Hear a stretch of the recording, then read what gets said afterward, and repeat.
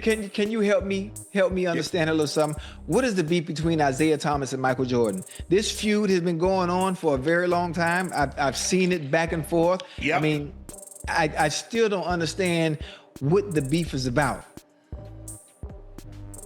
Reportedly, allegedly, Isiah was the lead that froze Jordan out in his first All-Star game. Huh? That's what the reports were.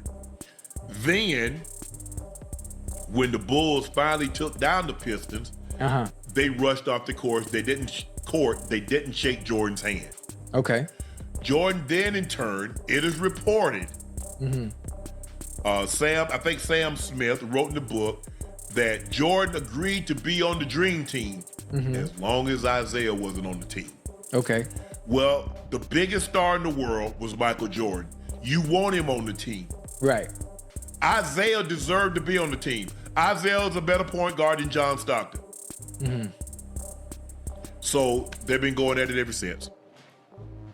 Well, that's petty. And it doesn't seem that it's ending anytime soon. Picture this for a second. You're a two-time NBA champion. You've won a Finals MVP. You're a Hall of Famer. Your resume puts you among the greatest point guards who ever lived. Your career is the kind most players dream about and never come close to touching. And yet, none of it feels complete. Because no matter how much you accomplished, there's one chapter of basketball history you were locked out of. Not because you weren't good enough. Not because your game fell short. But because one man decided you didn't belong. That man was Michael Jordan. And that's why, more than 30 years later, Isiah Thomas still can't let this go. What's happening between Isiah Thomas and Michael Jordan isn't your standard NBA rivalry. This isn't trash talk, stat comparisons, or playoff grudges that fade with time. This is something colder. Something deeper. This is a Cold War that didn't end when they retired. A feud that didn't die when the jerseys came off. A resentment that survived championships, Hall of Fame speeches, and decades of distance. And recently, Shannon Sharpe finally explained why. Why Isiah still talks about Jordan with that same sharp edge in his voice. Why his comments always feel personal. Why, even now, it feels unresolved. Because when you look closely, this story isn't really about basketball. It's about power. It's about respect.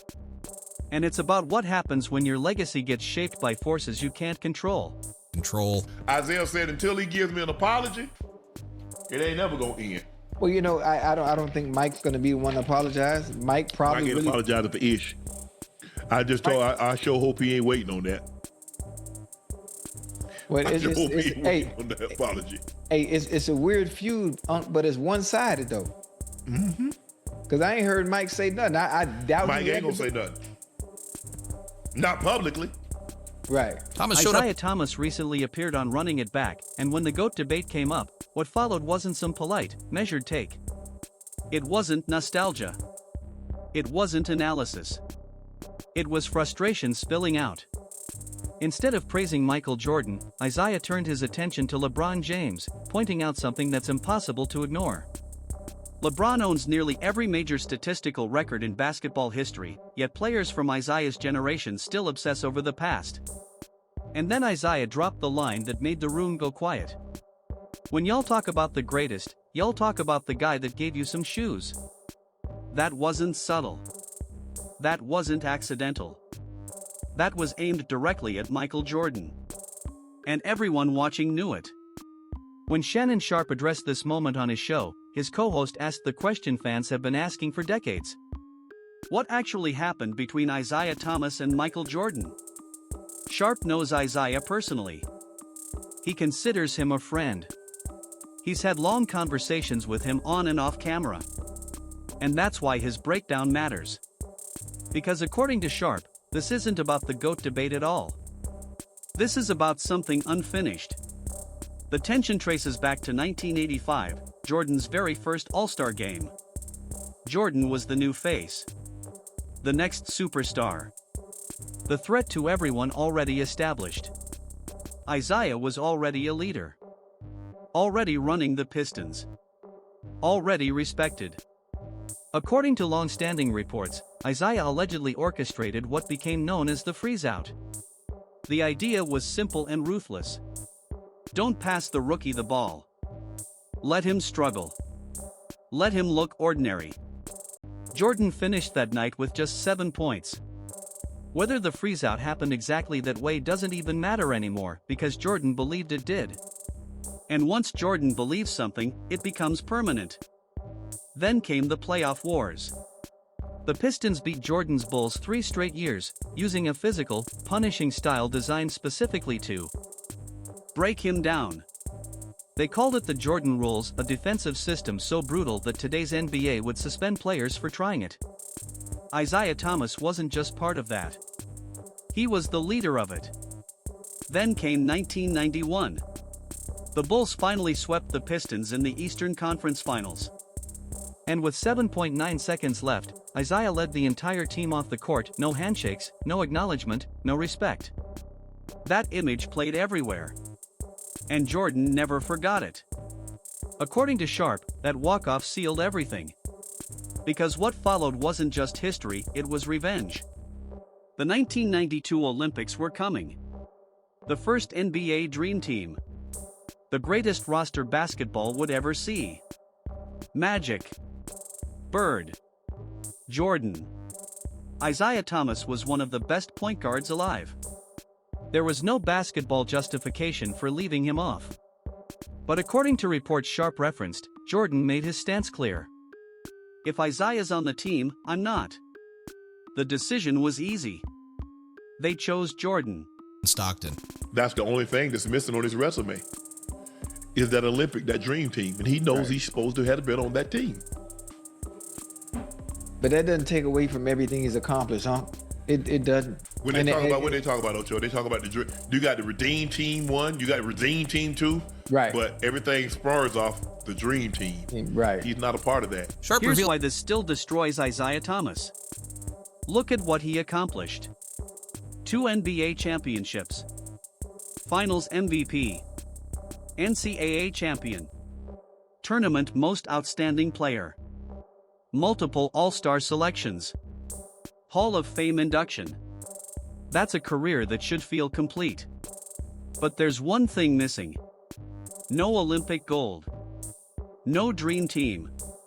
Sharpe revealed something most people forget. Isiah already lost one Olympic chance in 1980, when the US boycotted the Moscow Games. That wasn't his fault. So when 1992 came around, this was supposed to be his moment. Instead, it became the thing that haunts him. As Sharpe put it, that Olympic gold, the dream team, is the only thing missing. And when people talk about USA basketball, everything starts with 1992. That team didn't just win gold, it changed global basketball forever. And Isiah Thomas isn't part of that story. Not in documentaries. Not in highlight reels. Not in the conversations that define basketball greatness. Not because he wasn't worthy, but because Michael Jordan said no. When Sharpe was asked whether an apology from Jordan would finally bring Isiah peace, his answer cut deep. An apology wouldn't change history, but it would acknowledge that this wasn't basketball, it was personal.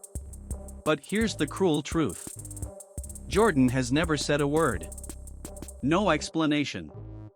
No response. No apology. And every time Isiah brings it up, Jordan's silence makes Isiah look bitter, while Jordan looks untouchable. Sharpe even joked that waiting for a Jordan apology is like waiting for Jordan to admit LeBron is better. It's never coming. Sharpe doesn't trash Isiah. In fact, he defends him. Calls him thoughtful. Knowledgeable. A genuinely great mind of the game. But you can hear what Sharpe really believes. At some point, holding on to this pain only hurts the person carrying it. This story exposes something brutal about sports legacies. Winning isn't always enough. Championships don't guarantee peace. And sometimes, what haunts athletes isn't what they failed to earn, it's what they believe was taken from them. Isiah Thomas sees everything he accomplished. And one photo he should be in but isn't. One chapter of history that doesn't include his name. and he knows exactly why. Michael Jordan said no. And nobody was powerful enough to say yes. Jordan stays silent. Isiah keeps talking. And that silence tells you everything about who really won.